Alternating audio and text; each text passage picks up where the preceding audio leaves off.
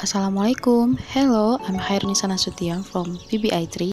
Today, I want to explain about how to effective and efficient communication.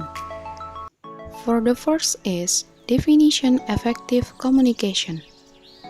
Effective communication is a combination of a set of skills which include attentive listening, nonverbal communication, the ability to deal with stress in the present situation, and the capability to identify and understand one's own emotions and those of the person one is communicating with.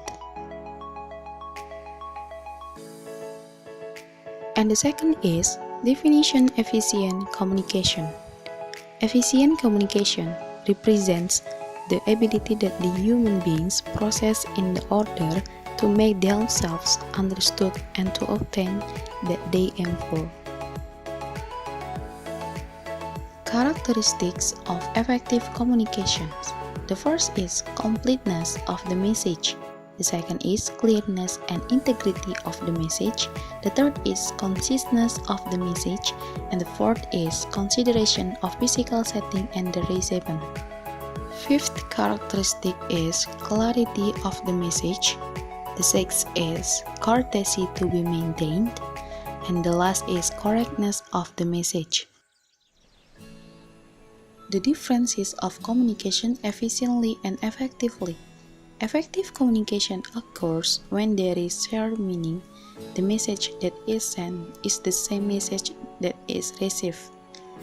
There must be a mutual understanding between the sender and the receiver for the transmission of idea or information to be successful. The difference is efficient communication is likely to be quick and to the point. Effective communication clearly expresses the objective that is intended to. Effective communication means that the message got across. Efficient communication means that the message was put across with the minimum of effort. Effective communications ensure the timelines and the format of the communications. Efficient communications provide only the information that is needed, whereas effective communications is applied to that which has the power to or actually does produce an effect. Efficient communications refers to that which is able to produce an effect. There are 5 barriers to effective communicate. The first is semantic barriers, the second is cultural barriers, the third is psychological barriers, the fourth is perceptions of reality, and the last is technological barriers and socio-religious barriers. For the first barriers is semantic barriers. 2 or more persons, when they are communicating with each other, should use a common language so that everyone can understand it well. The second is cultural barriers. In the form of communication, it is vital to form an understanding and acceptance of another person's culture. The third is psychological barriers. If someone is communicating with the other individual or a group of individuals with an attitude of disinterest or unwillingness, then the process of the communication will not be effective.